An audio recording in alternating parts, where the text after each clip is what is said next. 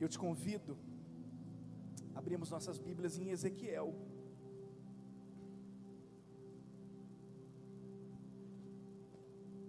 O capítulo é o 22, o verso é o 30.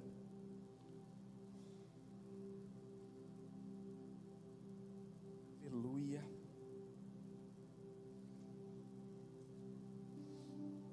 Eu quero compartilhar com vocês a segunda parte de uma palavra que o Senhor tem colocado no meu coração. Raquel, pode depois, no decorrer, aproveitar aquela arte que já tem aí mesmo, que já está aí guardada no decorrer da pregação. Livro de Ezequiel, capítulo 22, o verso 30. Água pura. Botar para secar depois. Aleluia. Livro de Ezequiel, capítulo 22, verso 30. Nós vamos ler apenas um versículo. A palavra vai dizer assim: e busquei dentre eles um homem que estivesse tapando o muro e estivesse na brecha perante mim por essa terra, para que eu não a destruísse, mas a ninguém achei. Vamos de novo. E busquei dentre eles um homem que estivesse fazendo o que, irmãos? Estivesse na brecha perante mim por essa terra, para que eu não a destruísse, mas a ninguém, o Senhor não achou ninguém. Pai querido, amado, em nome de Jesus, momento da Tua palavra, eu clamo, Deus, que o Senhor venha usar uma vez mais a nossa vida, usar corações a escutar, a assimilar, a guardar a Tua palavra, instrumentalizar a minha vida como Teu servo, como Teu filho. Eu oro, Pai, em nome de Jesus, amém.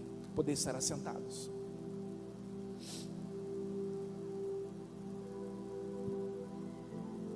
Na terça, nós iniciamos uma mensagem, iniciamos e terminamos, no capítulo 58 do livro de Jeremias.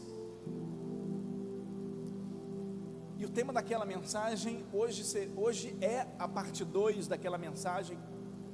Na terça nós falamos no capítulo 58, e Deus, no capítulo 58 do livro de Isaías, perdão se eu falei um outro nome, eu posso ter me equivocado aqui.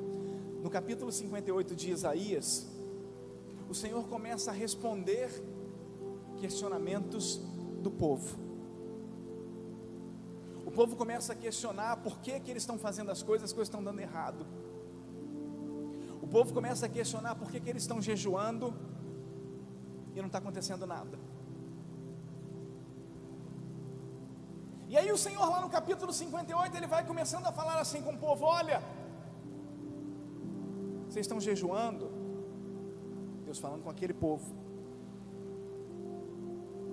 eu não estou recebendo esse jejum.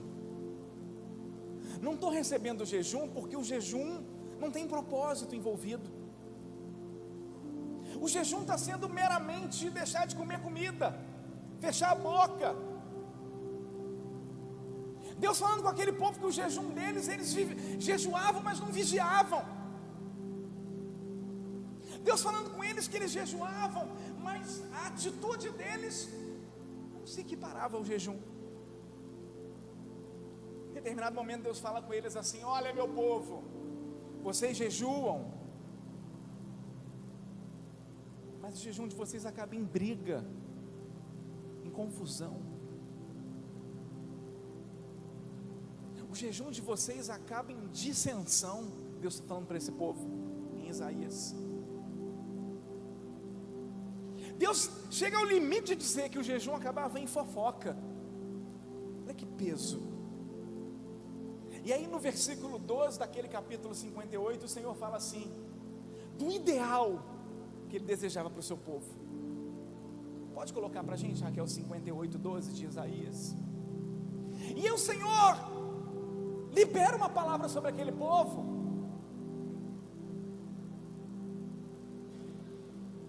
muito profunda,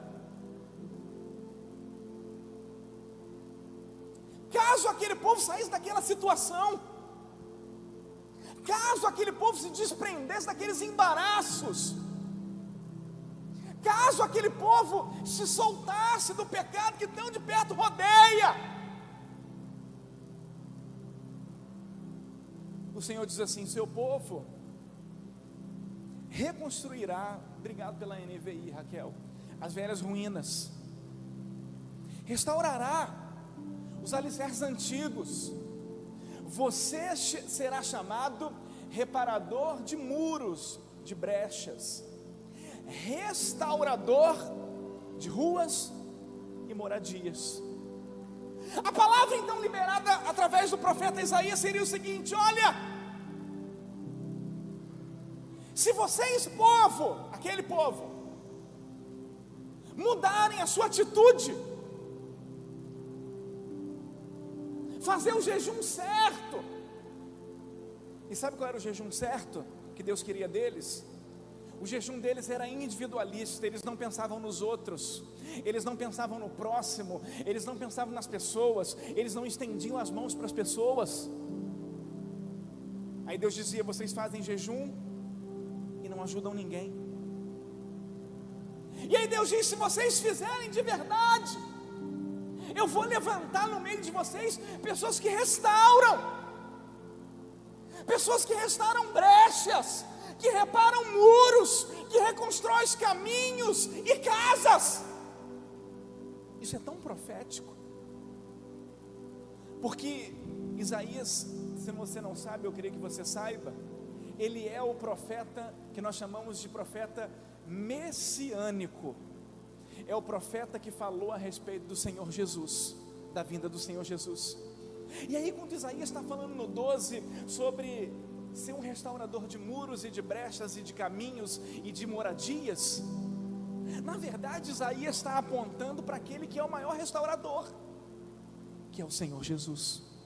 O Senhor Jesus vem nessa terra, o Senhor Jesus vem como um homem, se esvazia da sua glória, não peca, é crucificado numa cruz, e através da sua morte substitutiva, ele é morto na cruz e ressurge ao terceiro dia, e através de sua morte e sua ressurreição, ele reconcilia, sim, ele reconcilia o mundo em pecado com o Deus maravilhoso. Então perceba, quando o Senhor está falando através de Isaías sobre o reparador de brecha, na verdade Isaías está inicialmente profetizando que viria sobre nós o maior reparador, o maior restaurador que pisou nessa terra, e é o Senhor Jesus. Mas não significa que essa obra vai ser exclusivamente dele. Não, o Pai tem mais. O Pai quer replicar essa obra, esse chamado, essa vocação na minha vida e na tua vida. A gente tinha uma irmã, ela já é falecida, ela é responsável pela conversão da minha mãe, irmã Margarete. Não sei se ela já veio aqui, ela já faleceu há muitos anos. Ela era aquela assembleana da antiga, sabe aquela da bleia? Irmãos, a assembleia que ela era uma assembleia grande assim, ela era membro, só ficava no banco assim, orava, ia na consagração, mas não tinha oportunidade. Aí você pensa assim: não tem oportunidade, se acomodou ali, né? Irmão, mas a mulher evangelizava. E um dia num culto no lar lá em casa, deram a oportunidade, a mulher abriu a Bíblia, mas falou com uma autoridade. Eu tinha uns 11, 12 anos de idade, nunca me esqueci da autoridade que Deus usou a vida daquela mulher. E aí eu percebo que ser reparador de brecha não significa quem está com o microfone na mão, porque tem um monte de sem vergonha por aí com o microfone na mão, tem um monte de gente sem compromisso, gente que só quer aparecer, que só quer estrelismo, gente que só quer arrancar dinheiro dos outros, tem um monte aí. Então ser um reparador não é quem está com o microfone na mão, ser um reparador é verdadeiramente na sua vida, no teu íntimo, você receber Jesus e expor, e mostrar, e demonstrar, e viver na tua vida o que o Senhor tem para você.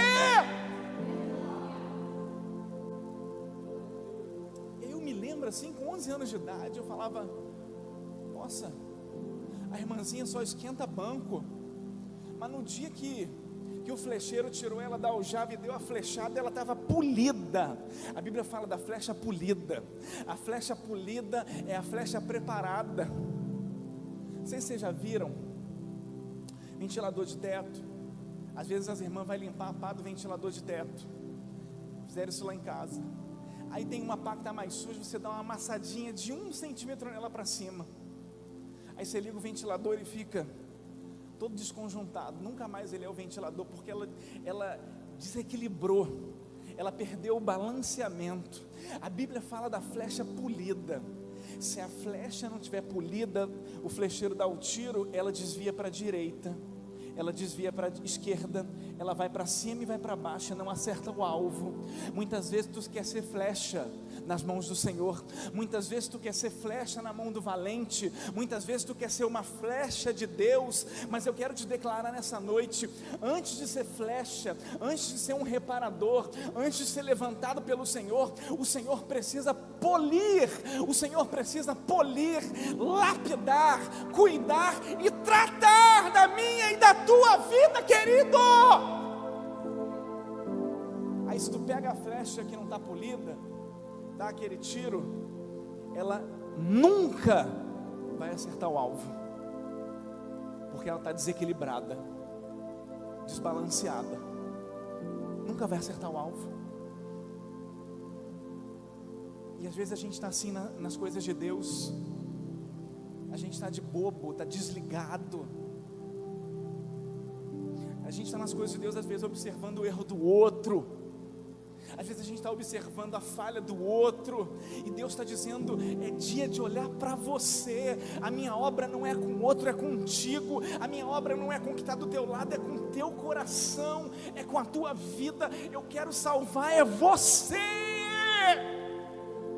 E depois que eu te salvar, que eu fizer a obra na tua vida, aí sim eu te faço uma flecha, aí sim eu te faço uma flecha polida, lapidada, balanceada, e faço da tua vida um reparador de brechas.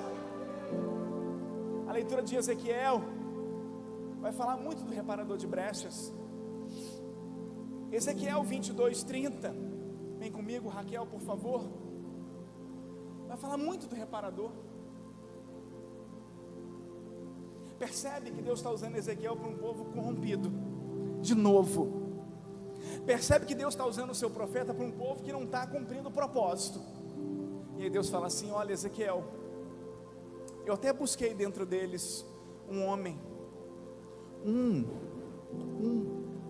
homem que estivesse fechando o muro e estivesse na brecha perante mim por essa terra, para não destruir.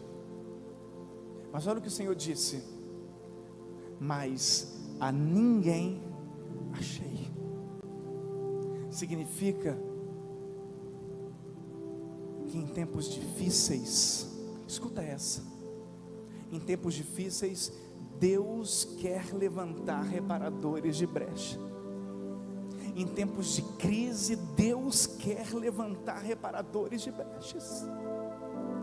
Nós estamos vivendo tempos difíceis, nós estamos vivendo tempos de crise. Crise na sociedade, crise na família, crise no casamento, crise com os filhos, televisão não presta, a internet está um perigo. Nem cheguei no BBB, nem vou falar. Deixa eu te dizer, nós estamos vivendo tempos de crise. Quem não tem um filho que você está aqui clamando por ele, não tem um sobrinho, um neto, um marido, uma esposa, todo mundo está clamando por alguém. Todo mundo está lutando pela vida de alguém, todo mundo está clamando, está pedindo a Deus, está jejuando, está buscando pela vida de alguém. Eu quero te dizer, em tempos de crise, Deus levanta reparadores de brechas. E nós estamos vivendo tempos de crise. Eu vou para o livro de Juízes. Me dá só desculpa se eu passar um pouquinho das 9 horas, porque Deus encheu o meu coração com essa palavra hoje. Eu preciso entregá-la até o final, em nome de Jesus. Eu tenho certeza que Ele vai falar no seu coração. No livro de Juízes, no capítulo 6, vem comigo, Raquel, por favor. A Raquel está ficando famosa nas redes sociais. O pessoal pergunta: quem é essa Raquel que o pastor fala nela o tempo inteiro? É a menina da mídia. Oh glória. Olha aqui, irmãos, tempo de crise. Os filhos de Israel fizeram o que parecia mal aos olhos do Senhor. O Senhor os deu na mão dos midianitas por 7 anos. Verso 2: prevalecendo a mão dos midianitas sobre Israel, fizeram os filhos de Israel para si, por causa dos midianitas, as covas que estão nos montes, as cavernas, as fortificações. Sucedia que, semeando Israel, pode ser que você identifique a tua vida aqui agora, semeou, vem o midianita e o amalequita e os do oriente e roubam tudo. Verso 4: e punham-se contra eles em campo, destruíam a novidade da terra, até chegarem a Gaza, e não deixavam mantimento em Israel, nem ovelhas, nem bois, nem jumentos. Subiam com seus gados e tendas, vinham como gafanhotos em tanta multidão, que não se podia contar, nem eles, nem os camelos, e entravam na terra para destruir. Verso 6: assim Israel empobreceu muito pela presença dos midianitas. Então os filhos de Israel clamaram ao Senhor. 7 anos na mão dos midianitas, dos amalequitas e dos povos do Oriente. Plantava, eles roubavam gado, roubavam ovelha, roubaram plantação. Eles viam, a Bíblia fala que eles viam como gafanhotos varrendo a terra. O que Deus faz aqui? Esse versículo é preparatório para que Deus levante a vida de alguém chamado Gideão. Gideão é levantado. Gideão está tão oprimido que ele está escondido no lugar de pisar a uva para fazer vinho. Ele está escondido malhando trigo.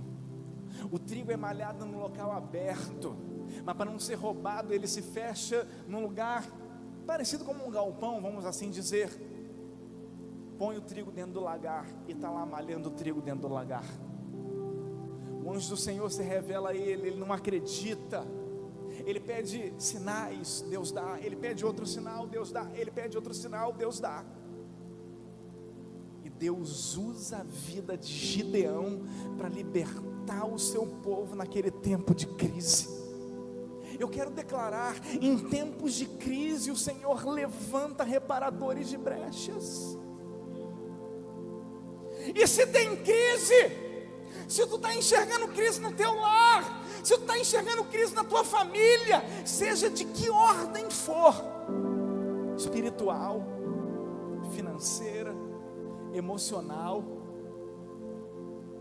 psicológica, seja de que nível for a crise que está se instalando, eu quero declarar: Deus levanta a tua vida como reparador. O teu filho às vezes não vai ter a estrutura, mas Deus te dá a estrutura hoje. O teu marido talvez não vai ter a estrutura, mas Deus dá a você a estrutura. A tua esposa às vezes não vai ter a estrutura suficiente para passar por essa crise, mas Deus levanta a tua vida para vencer essa crise. Às vezes, olha, você já é maduro, os teus pais não vão ter estrutura para passar essa crise, mas Deus levanta a tua vida para ser um reparador e para ser alguém pela tua casa, pela tua família. Entenda, às vezes tu quer parar, às vezes quer desistir, não é perfeita a vida, a gente enfrenta dificuldade, mas se tu entender que tem gente que depende de você, e aquele que te chamou é aquele que te garante, aquele que te chamou é aquele que te capacita, aquele que te chamou é aquele que te dá ferramenta, aquele que te chamou é aquele que te sustenta, aquele que te chamou, independente do que tu está sentindo ou pensando, é aquele que vai contigo. Então aquele que te chamou te garante até o final. Por isso que tu é um reparador. Se tu desistir, olha, por tabela uma turma desiste também. Se tu parar por tabela, muitos outros param também. Se tu ficar pelo caminho por tabela, muitos outros ficam pelo caminho também. Você imagina Vou conjecturar. Você põe uma célula que dá. Efraim tinha 22 pessoas essa semana, né, missionária? 22 que a senhora falou na Efraim, na célula? Foi 22 pessoas? Acho que foi isso. Foi aniversário. Quer uma dica? Faz aniversário toda semana. Fica a dica. Mas deixa eu te dizer, Deus põe alguém na frente de um trabalho desse, e aí você vai criando vínculo, você vai estreitando o vínculo. Se quem está na frente cai todo mundo por tabela. Se quem está na frente desiste, quem está fraco também desiste. Deus está dizendo, em tempos de crise, eu levanto reparadores de brecha.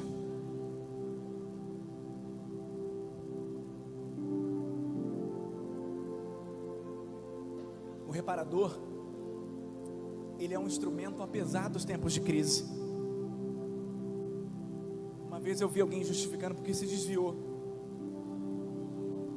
A justificativa para se desviar existem milhares. Adão criou a padrão, que é jogar a culpa no outro.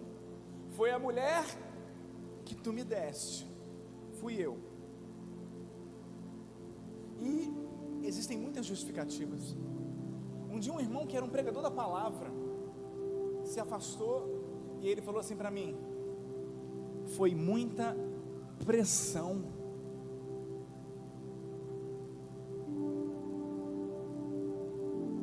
Mas se você se lembrar de domingo passado, se o odre estiver novo, ele suporta a pressão, não é verdade? Se o odre estiver novo, ele tem elasticidade. Se o coração estiver moldado, transformado, ele aguenta pressão.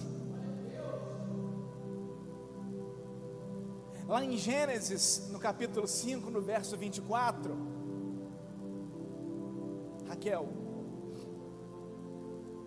a Bíblia afirma que Enoque, e andou Enoque com Deus, e não se viu mais, porquanto Deus para si o tomou. O reparador de brecha, apesar da crise, ele influencia e não é influenciado. O reparador de brecha, ele é um influenciador e não um influenciável. Enoque, aqui na nossa leitura, ele está numa sociedade completamente corrompida. Mesmo a gente falando dos primórdios da humanidade, livro de Gênesis, capítulo 5, lá no iniciozinho, ali foi acelerado. O que a gente chegou em 2024, eles chegaram assim em poucos anos. A gente demorou mais, eles se aceleraram mais, por isso que Deus teve que mandar depois do dilúvio, para dar um break na humanidade. Mas a verdade é que Enoque está numa sociedade corrompida. E às vezes a gente fala assim, todo mundo faz, todo mundo erra, todo mundo cai, todo mundo faz isso. Todo mundo mente para o governo, para receber Bolsa Família. Todo mundo pede o patrão para não assinar a carteira, para não perder o benefício.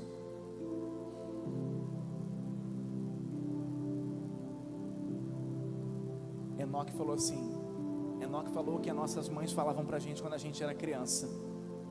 João, sua mãe deve ter falado isso para você já. Enoque falou assim, eu não sou todo mundo. E Deus está dizendo, você não é todo mundo. Você é um escolhido. Você é tirado para ser um reparador. Você é escolhido por Deus para influenciar. Enoque então guarda na sua vida que ele é um influenciador. E chega um momento que o próprio Deus entende que a corrupção era tão generalizada. E Deus falou assim, mesmo eu tendo um homem meu, um homem que anda comigo, não está sendo suficiente. E aí Deus inverte. Deus, em vez de fazer alguma coisa com o povo, Deus tira aquele que é seu para morar consigo. Por isso que o versículo vai dizer: Enoque andou com Deus, ele foi transladado para a eternidade, para não ver a morte. Reparador, reparador. Deus está levantando pessoas para ser reparadores. Eu caminho para o terceiro ponto, e aí vou me aproximando do final. Você tem que entender isso. Líder de célula, você que é membro de célula, você que é crente, tem que entender isso. Tua vida tem propósito. Lembra da irmãzinha que está no banco? Ela não era nada nem ninguém, mas o dia que o flecheiro lançava a mão dela, ela era flecha polida, ela acertava o alvo. O Pai quer a tua vida preparada para acertar o alvo. O Pai quer a tua vida separada para acertar o alvo em cheio. Não importa se você está numa entre-safra, no momento que está saindo daqui para lá, de lá para cá. Não importa se Deus está ainda te mostrando, revelando, remodelando a visão. Não importa. Importa que o Pai deseja que a tua vida esteja preparada. Ser reparador. E essa é a parte que eu acho mais linda de ser um reparador. Sabe por quê?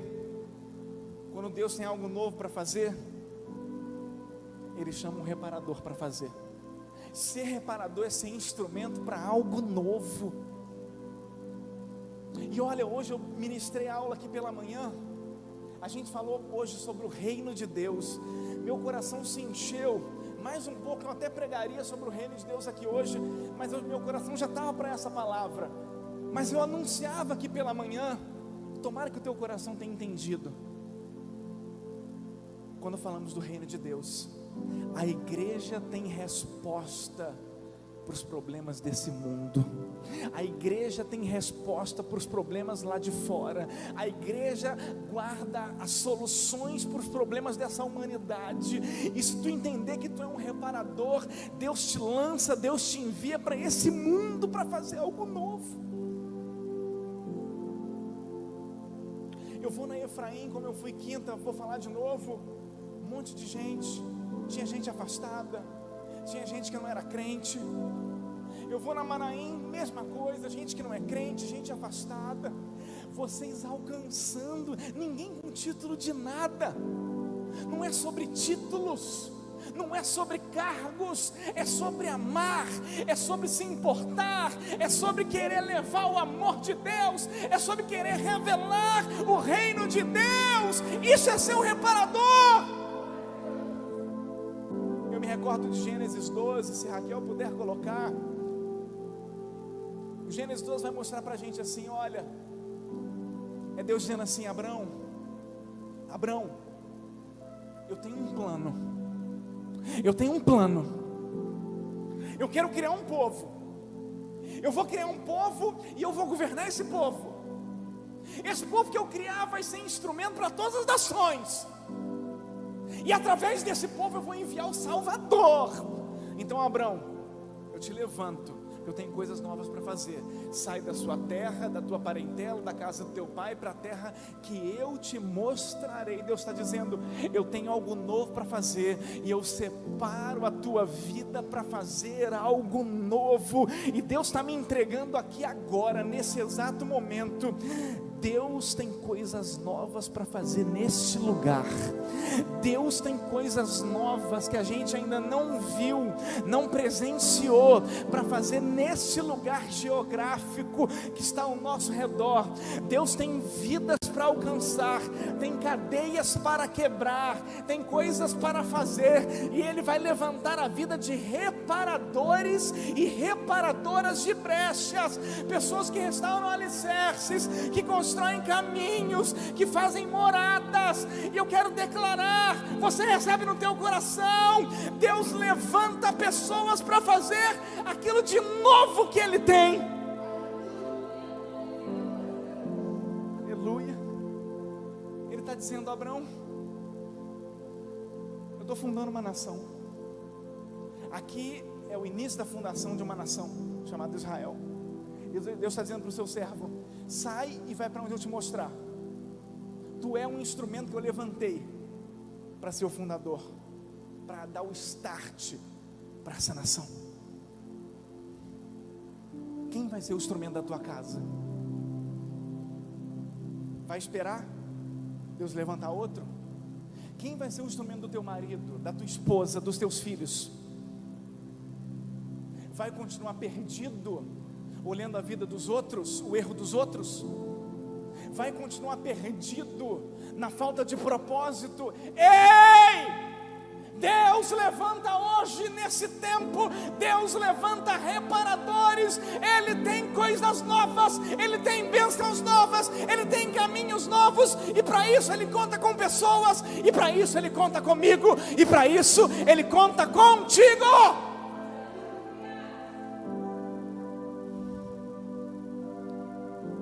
Mas essa missão, reparar brechas, é uma tarefa que exige coragem e disposição para enfrentar adversidades. Não é para qualquer um. Eu me recordo de Neemias. Há poucos dias pregamos a respeito da vida dele no ano novo, quando falamos do tempo da restauração. Deus levanta Neemias, Deus envia Neemias, e mesmo Deus levantando e enviando, o que ele enfrenta, Rafael? Adversidades. Ser um reparador é aquele que enfrenta e vence adversidades. Ser um reparador não é uma missão para pessoas indiferentes. O indiferente é aquele que faz uma cara. Esses dias eu escutei assim um áudio muito engraçado. Poxa, fulano, se morrer alguém da família dele ou se ganhar na Mega Sena, a cara é a mesma. Se tiver no velório de alguém da família ou ganhar na Mega Sena, a cara é a mesma. O nome disso é indiferença. Ser reparador não é para pessoas indiferentes. Ser reparador não é para pessoas apáticas. Apático é aquele que não se esforça, é aquele que não dá o gás necessário. O apático é aquele que sempre é a lei do menor esforço, é muito do brasileiro. Ser reparador, tu tem que se envolver.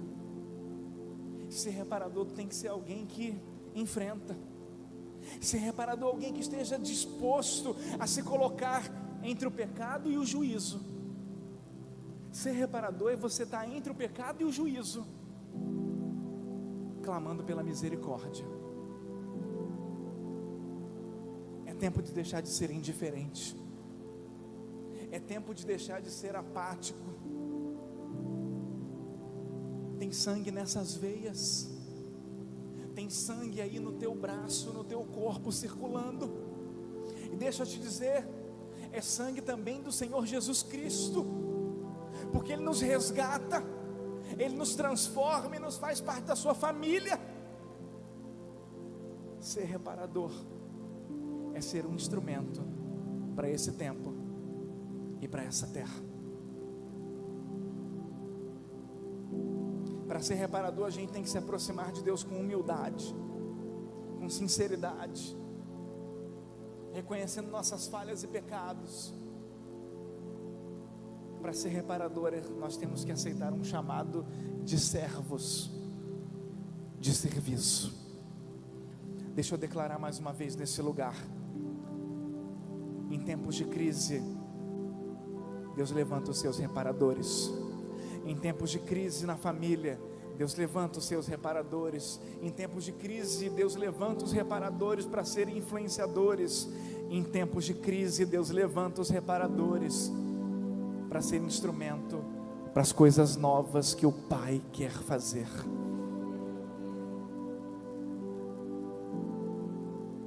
Eu quero ver pessoas chegando nas células.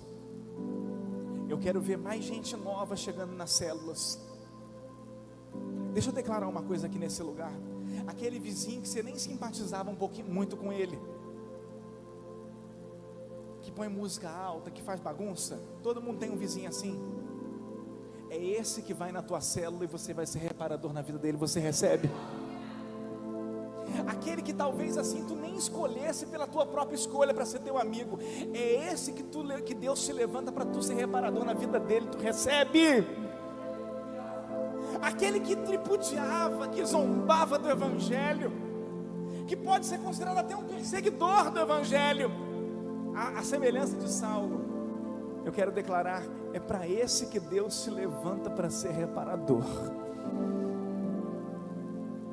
Líder de célula, líder de departamento, você que tem sido instrumento nas mãos do Senhor, em nome de Jesus nesta noite, em nome de Jesus, o Pai chama pessoas. Vamos voltar em Ezequiel, eu caminho para o final. Raquel 22:30. O Senhor está dizendo, a situação estava terrível, e eu busquei um que tivesse tapando o muro, que tivesse na brecha entre mim e a terra. Não achei ninguém. O muro é proteção.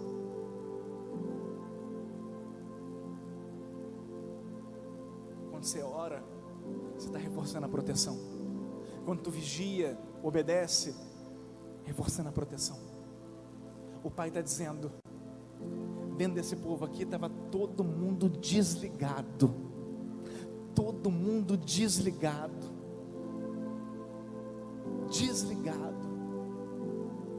E Deus está dizendo, eu procurei e não achei. Mas hoje, terminando essa palavra agora, hoje